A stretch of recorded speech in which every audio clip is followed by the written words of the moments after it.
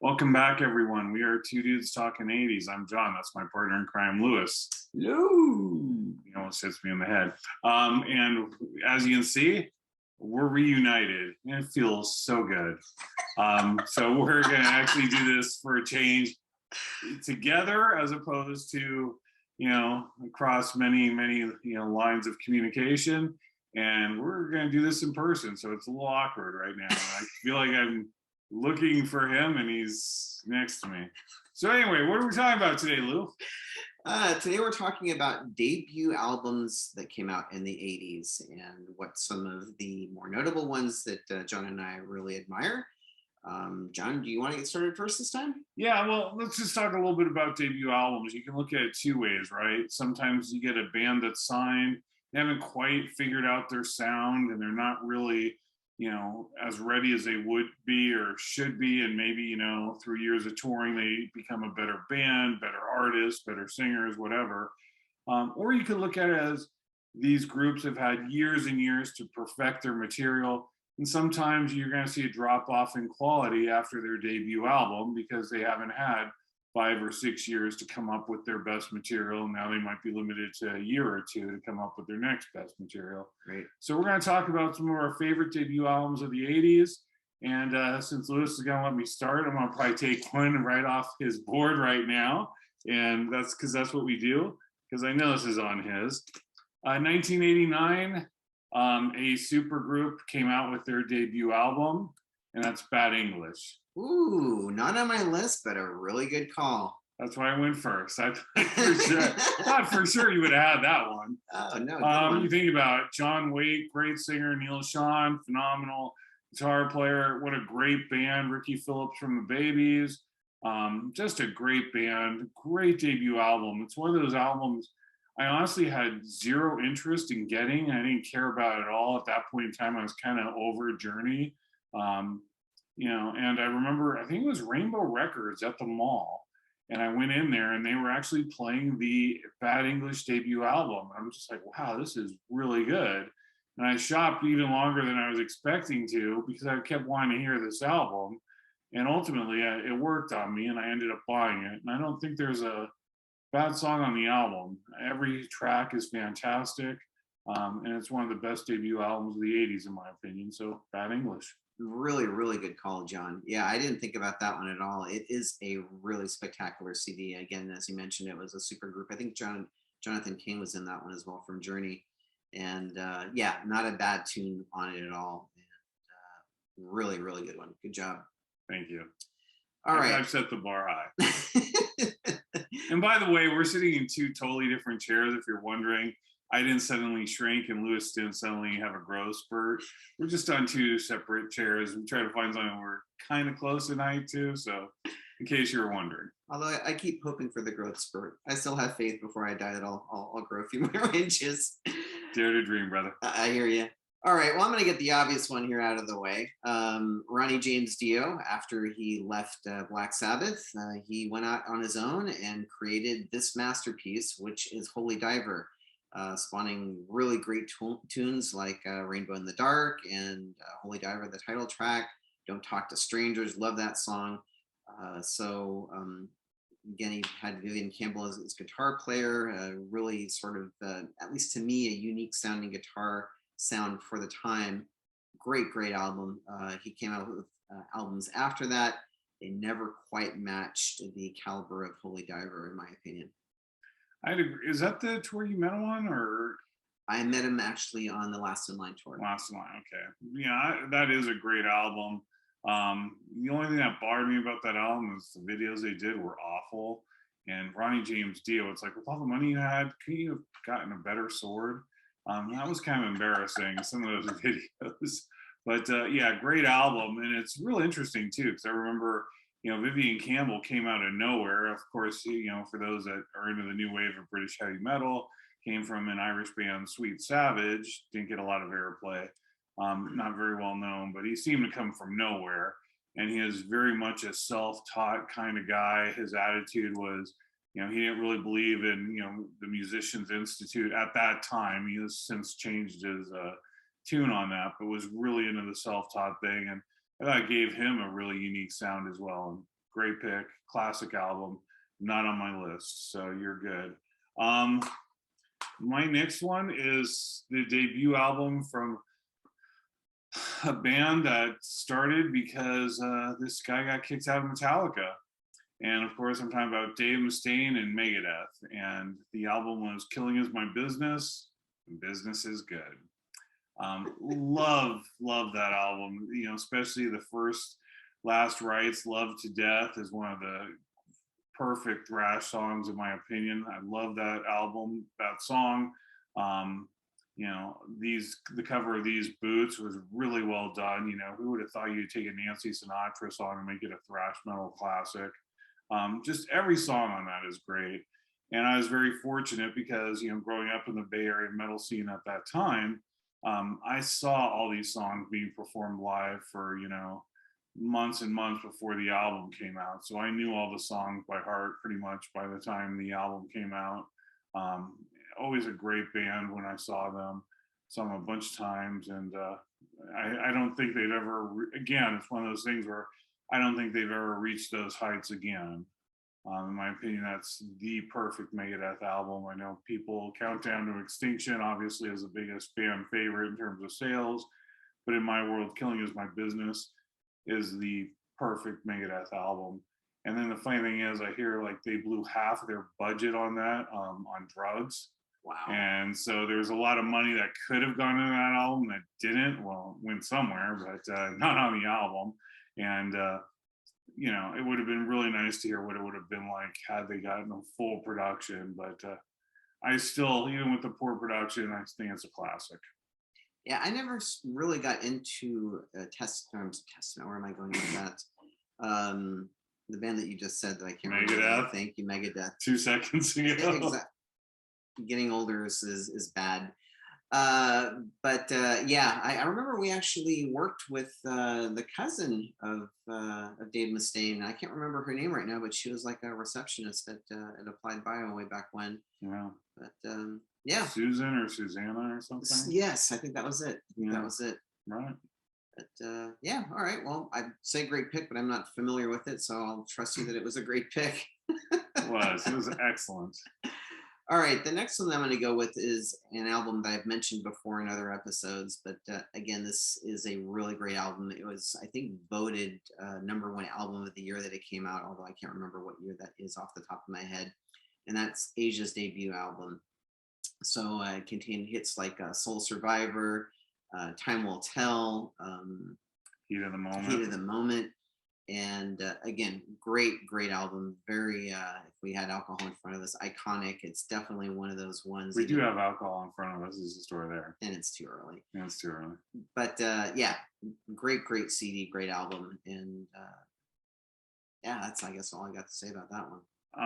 And again, it's another one of those super groups, right? You know, you had all these amazing musicians come together and actually worked out.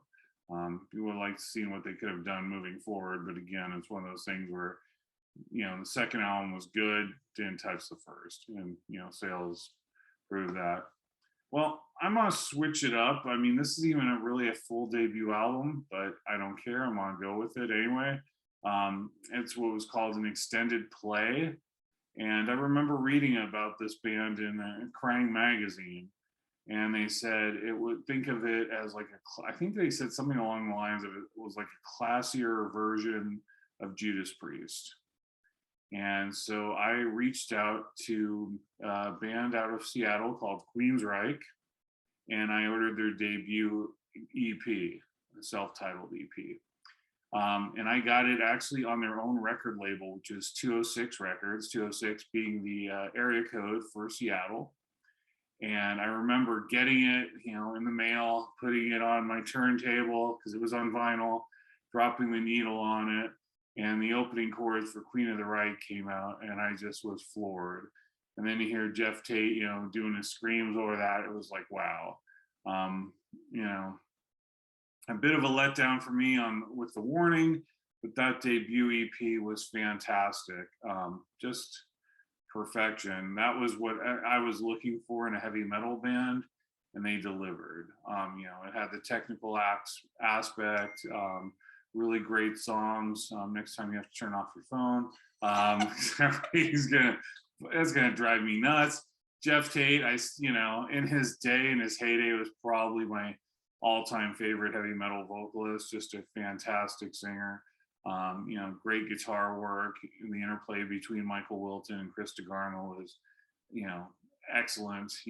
We have finally had our American version of KK and Glenn from Judas Priest, or Adrian and Dave from Iron Maiden. So Queensryche for me. Awesome. I'm not familiar with that EP.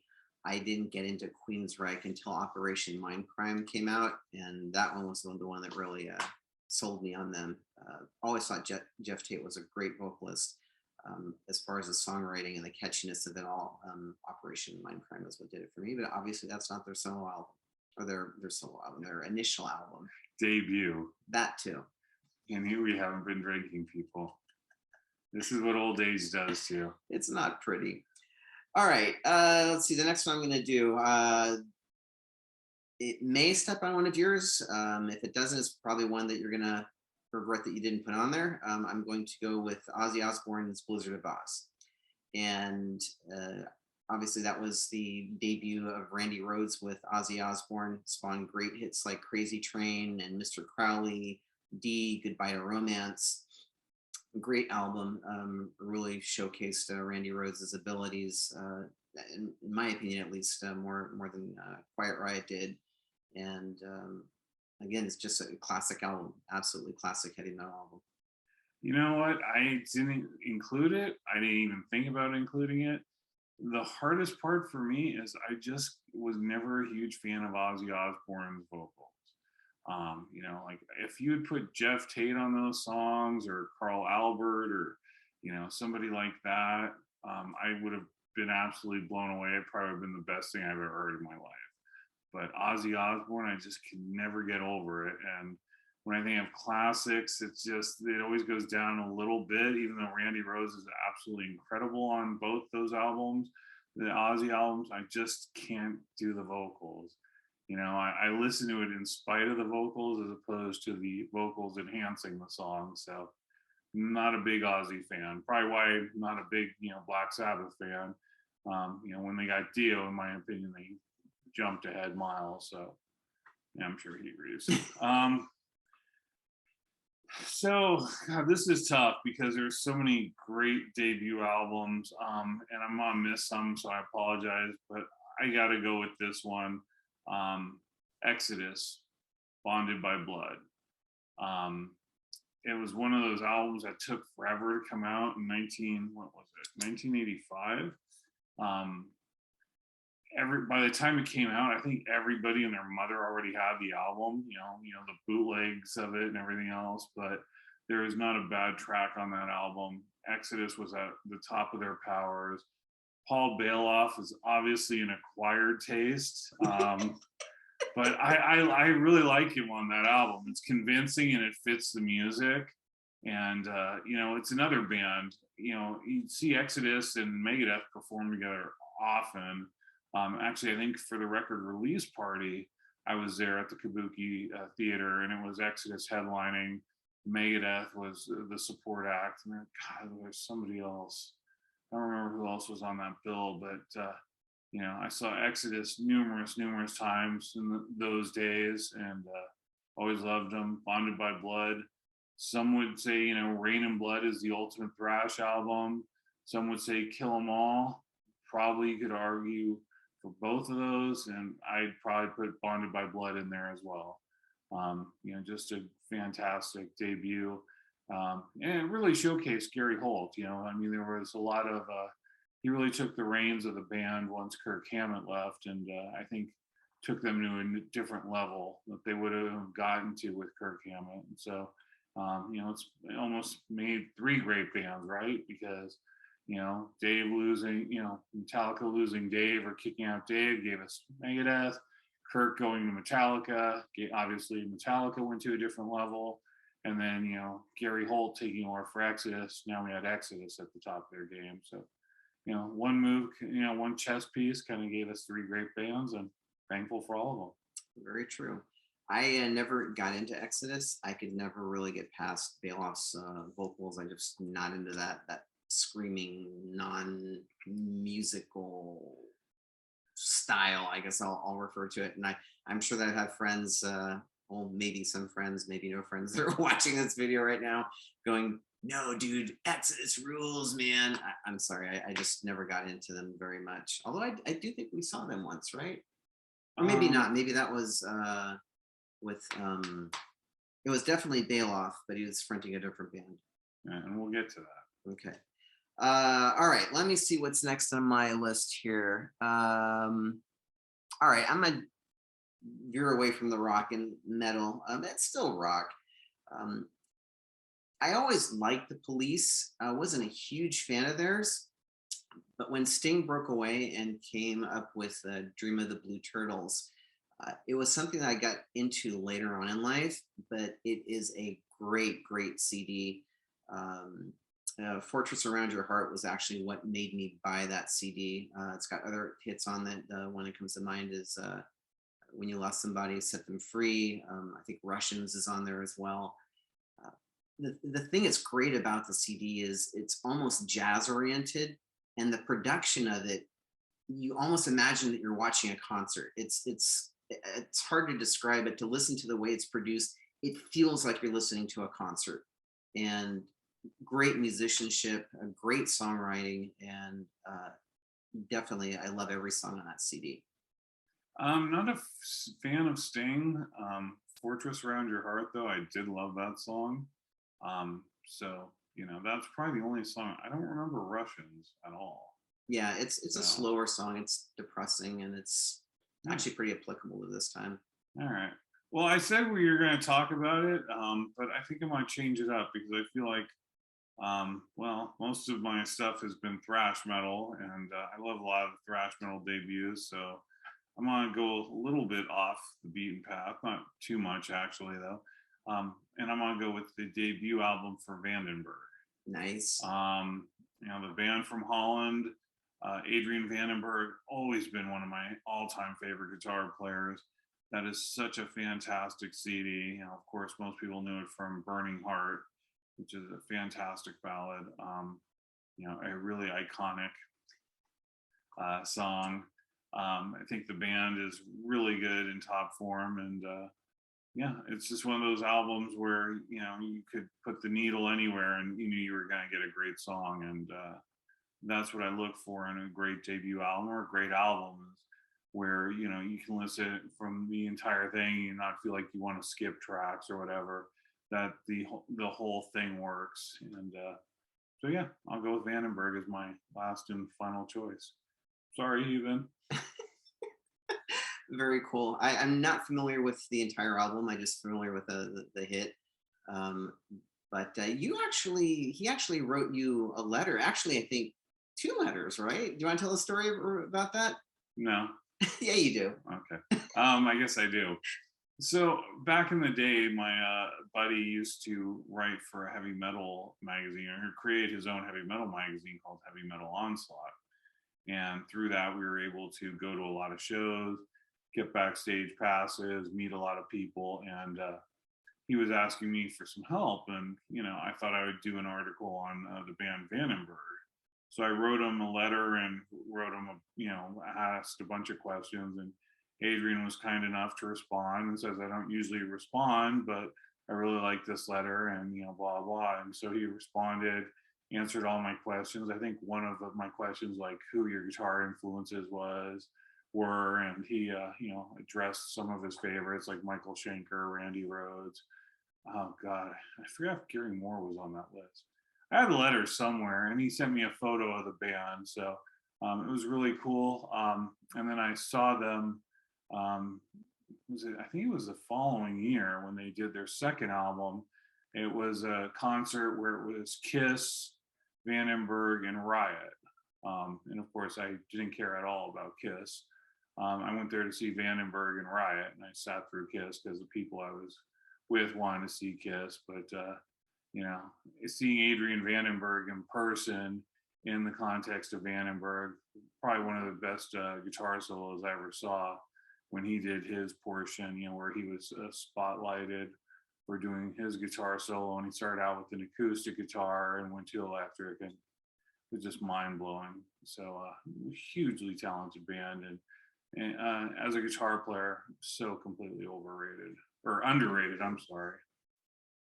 Cool, man. Very cool.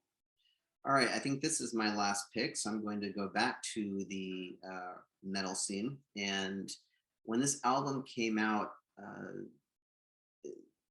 he had been on the scene already for a little while with other bands,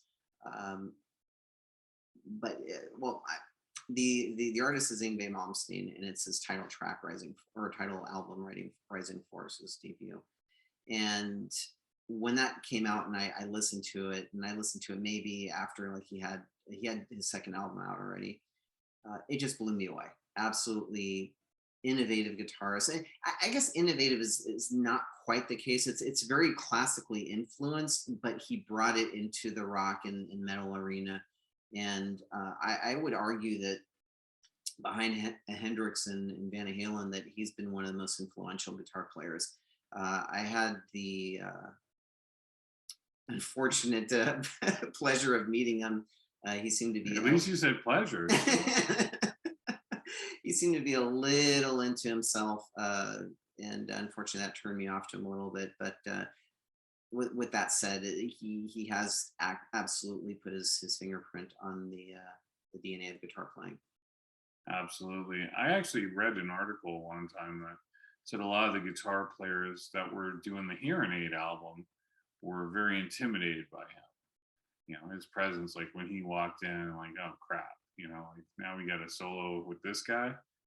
So I thought that was kind of interesting, because you had some of the greatest guitar players around at that time on that album, and the fact that they were intimidated was kind of funny. But yeah, I think that's it, man. There's a lot of debut albums, like I said.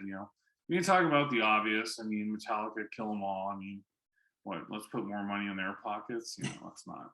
I feel bad I never got to Testament.